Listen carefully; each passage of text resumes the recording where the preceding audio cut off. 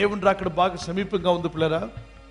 దానికి ముందుగా ఈ లోకంలో ఇద్దరు కన్యకులు సిద్ధమవుతున్నారు, ఇద్దరు పెండ్లి కుమార్తెలు సిద్ధమవుతున్నారు. One is the bride of Christ, other one is the bride of Antichrist. ఒకటి క్రీస్తు యొక్క వధువు, మరొకటి క్రీస్తు విరోధి వధువు. రియల్ క్రైస్ట్ ఇస్ కమింగ్, నిజ క్రీస్తు రాబోతున్నారు. యాంటిక్రైస్ట్ ఇస్ కమింగ్, క్రీస్తు విరోధి రాబోతున్నాడు. Antichrist spirit already working in the world. క్రీస్తు విరోధి ఆత్మ ఇప్పటికే లోకంలో పనిచేస్తుంది. One bride, that means one of the church on this world is preparing for him. ఒక పెండ్లి కుమార్తె అనగా ఈ లోకంలో ఒక సంఘము ఆయన కొరకు సిద్ధమవుతుంది. They live whatever the way they want. వారు వారికి ఇష్టమైనటువంటి రీతిలో జీవిస్తారు. But they also call they Christians. వారు కూడా క్రైస్తవులే అని పిలువబడతారు. But they are not preparing for real Christ, they are preparing for the Antichrist. కానీ వారు నిజ క్రీస్తు కొరకు వారు సిద్ధపడటం లేదు, కానీ క్రీస్తు విరోధి కొరకే సిద్ధపడుతున్నారు. The Antichrist is coming soon. క్రీస్తు విరోధి త్వరగా రాబోతున్నారు. He want to rule the human race. మానవ జాతిని అంతటిని Control పాలించాలనుకుంటాడు. the human race. మానవ జాతిని అదుపులో పెట్టాలనుకుంటాడు. That is why he is bringing a biochip. అందుకే బయోచిప్ను తీసుకొస్తున్నాడు. They will put it at your right hand. నీ కుడి చేతిలో దానిని లోపలికి All చొప్పిస్తారు. your bank details, your passport details, total about your duty, everything will be there. You need not carry anything with you. Just everything is in your hand.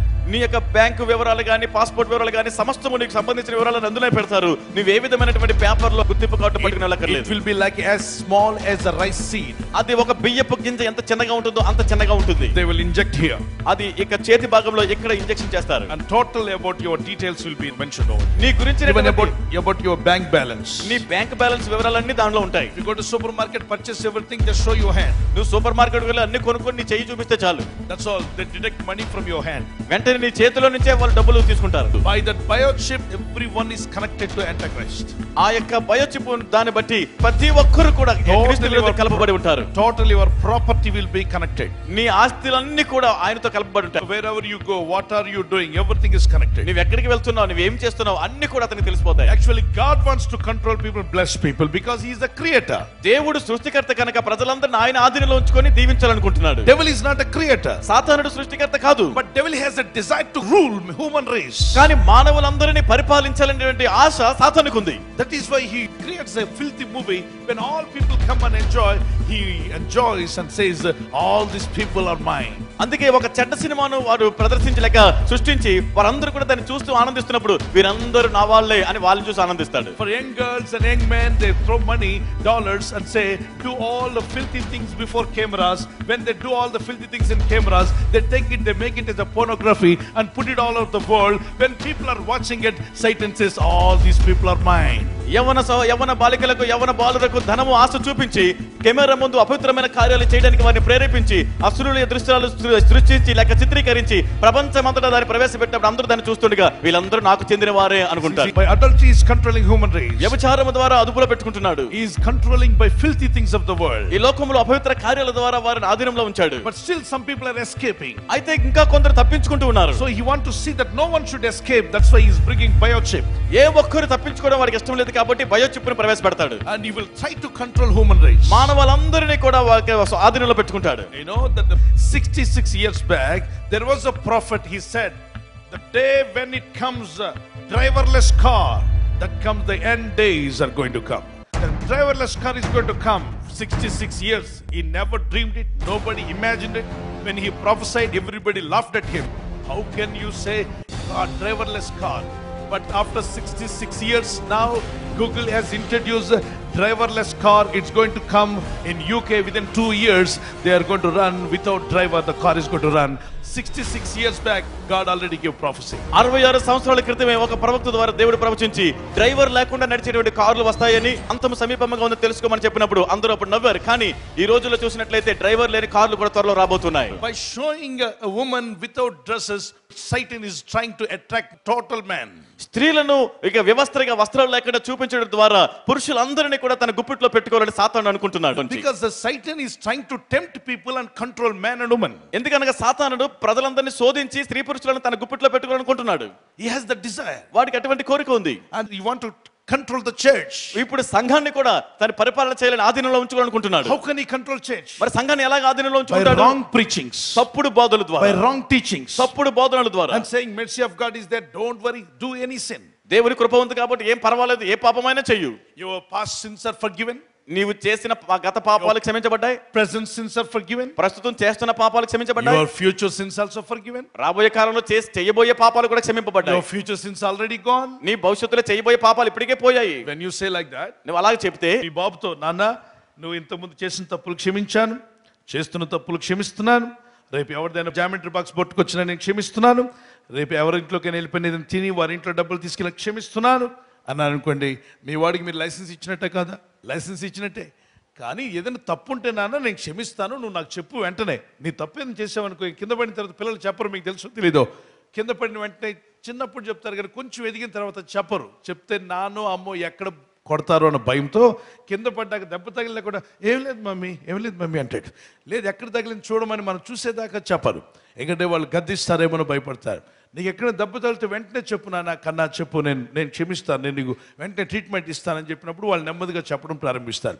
యేసు ప్రభువు కూడా అంటారు, నీకు తప్పు ఉంటే చెప్పు, నేను క్షమిస్తాను, సరిచేస్తాను, తప్పులు చేయించే శక్తిని నేను నీకు ఇస్తాను, కృపనిస్తాను. అంతేగాని నువ్వు తప్పుల్లో పడి నరకానికి పోవడం నాకు ఇష్టం లేదు. ఆ దెబ్బ చెప్పకుండా ఉంటే అది ట్రీట్మెంట్ ఇవ్వకపోతే సెప్టిక్ అవుతుంది. సెప్టిక్ అయిన తర్వాత కాలే తీసేయాల్సి వస్తుంది. అలాగనే పాపం అనేది నీలోకి ఎంటర్ అయినప్పుడు వెంటనే చెప్పు. కానీ పాపాలే ఒప్పుకోవద్దనే బోధ అపవాది బోధ. Antichrist teaching, don't confess your sins. క్రీస్తు విరోధక బోధ ఏమిటి అనగా నీ పాపాలు ఒప్పుకోవద్దు. You can do sin but don't confess your sin. నువ్వు పాపము చేయు కానీ పాపం ఒప్పుకోవద్దు అంటాడు. But he is very sure that he want to take everybody to hell. ప్రతి ఒక్కరిని నరకానికి తీసుకొని వెళ్ళిపోయిన నిశ్చయంతో వాడు ఉన్నాడు. That's why every teaching in the world don't accept it. అందుకే ఈ లోకంలో ఏ బోధ వచ్చినా అంగీకరించకూడదు. Don't follow any pastor. A pastor ని వెంబడించవద్దు. Follow the word of God. దేవుని వాక్యాన్ని మాత్రం వెంబడించండి. Don't follow the the popularity.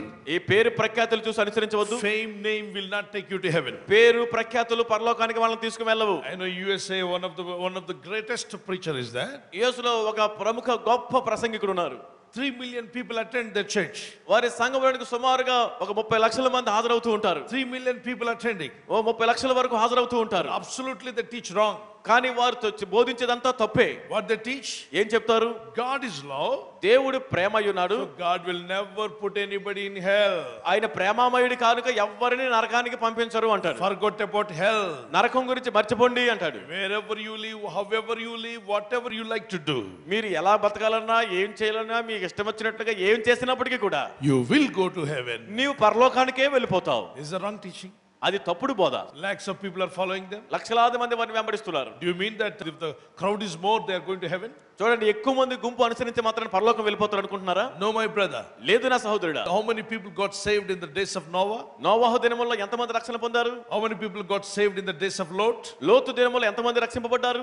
Why you are comparing brother those olden days to the coming of Lord Jesus? మరి పాత నిబంధన దినాల్లోని ప్రభు యేసు రాకడ దినాలకు ఎందుకు ఆ విధంగా పోల్చుతున్నారండి? I am not comparing. Jesus himself said, Luke chapter 17 verse 28 to 31, when you read that Jesus said the days of the Son of Man will be a days of Lot.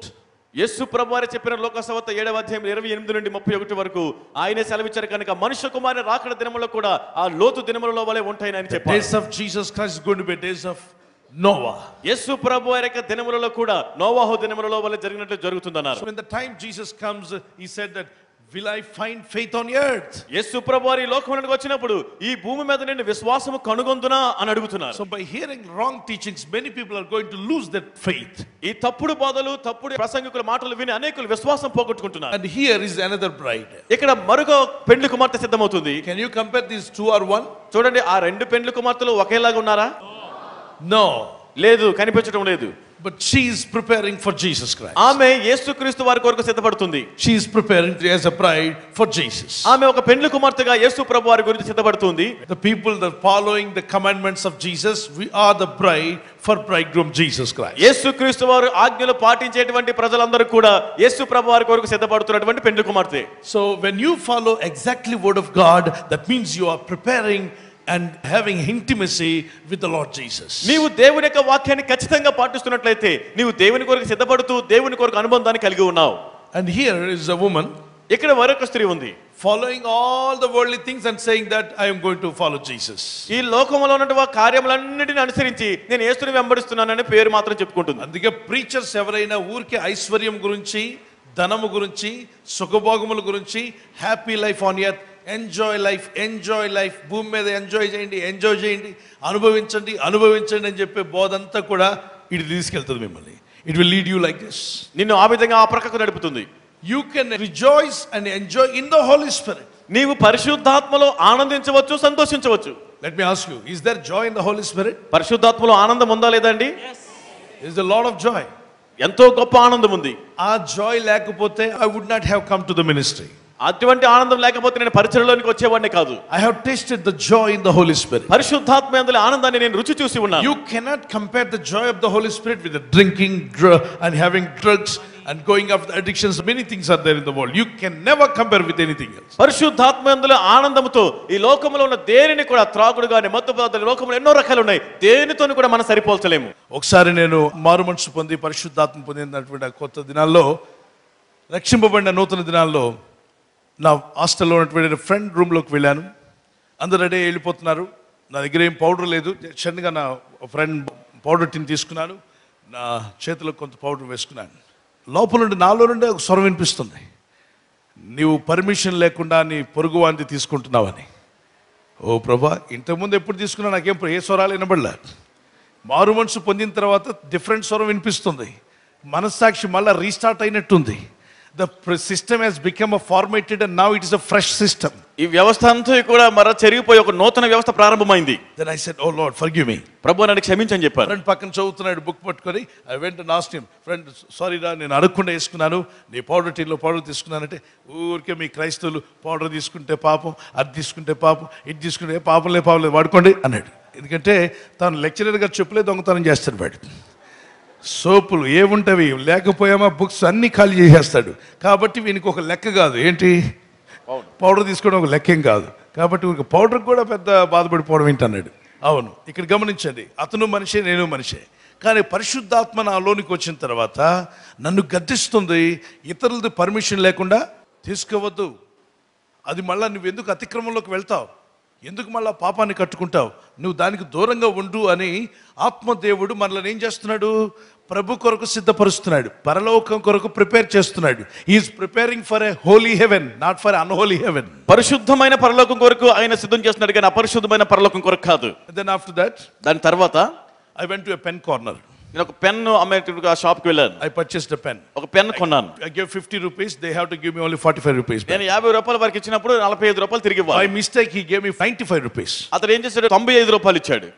Immediately my mind told, వెంటనే నా మనసులో అన్నది, this has happened 20 years back, okay? ఇది 20 సంవత్సరాల క్రితం జరిగిన సంఘటన. My mind said, నా మనసు ఏమంటుంది, run away from this shop. ఈ షాప్ లోంచి ఇంకా పరిగెత్తంటుంది. You got enough money. నీకు డబ్బులు బాగా దొరికాయి. Jump now.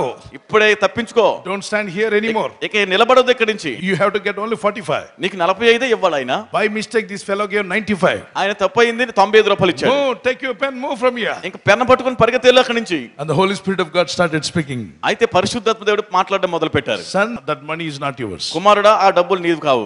By mistake he has given. ఆయన ఏదో పొరపాటున ఇచ్చాడు. Give back.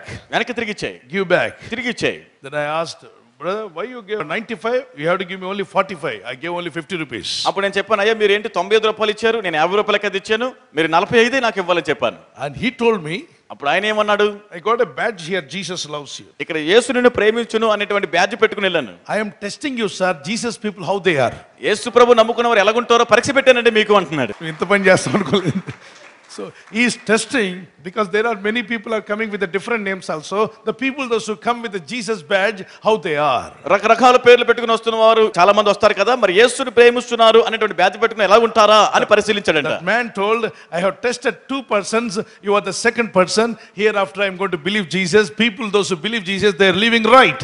ఇద్దరు మనుషులు నేను పరీక్షించాను, మీరు రెండో వ్యక్తి, ఎప్పటి నుంచి యేసు నమ్ముకున్న వారు చక్కగా జీవిస్తారని తెలుసుకొని నేను యేసు నమ్ముకుంటాను అని చెప్పాడు. I thank God. దేవానికి స్తోత్రం అనుకున్నాను. If I would not listen to the Holy Spirit, if I ran away from that place, I would have brought dishonor to Jesus. పరిశుద్ధాత్మ మాట వినకుండా అక్కడి నుంచి నేను పారిపోయినట్లయితే దేవుని నామానికి యేసుకే నేను అవమానం తీసుకొచ్చేవాడిని. So my brothers and sisters, ప్రియ సహోదరి సహోదరులారా, the Holy Spirit of God, he is preparing you for holy heaven, not for unholy heaven. పరిశుద్ధాత్మ దేవుడు మిమ్మల్ని పరిశుద్ధమైన పరలోకం కొరకు సిద్ధం చేస్తున్నాడు, అపరిశుద్ధమైన దాని కొరకు కాదు. When you have more Holy Spirit, నీవు పరిశుద్ధాత్మను కలిగి ఉన్నప్పుడు, more than your conscience, he speaks to you. నీ మనస్సాక్షిని మించి పరిశుద్ధాత్ముడు నీతో మాట్లాడతాడు. Of course everybody has a conscience, but nobody listened to it. ప్రతి ఒక్కరు కూడా మనస్సాక్షి కలిగి ఉంటాం, అయినా ఎవరు దాని మాట వినం. But the Spirit of God, somehow He will make you to listen to Him. అయితే పరిశుద్ధాత్మ దేవుడు ఏదో ఒక రీతిగా తన మాట నువ్వు వినేలాగా చేస్తాడు. The Holy Spirit of God will never mislead you. పరిశుద్ధాత్మ దేవుడు ఎప్పుడు తప్పుదోవలో నడిపించడు. Preachers may mislead you. ప్రసంగికులు నడిపించవచ్చు. The Word of God and the Holy Spirit of God will never mislead you. దేవుని వాక్యము పరిశుద్ధాత్ముడు ఎన్నడూ తప్పుదోవలో నడిపించరు. సో మనము సిద్ధపడవలసింది బుద్ధిగల కన్యకగా వాక్యానుసారంగా సిద్ధపడాలి. Let me pray for you. నీ గురించి ప్రార్థన చేస్తా.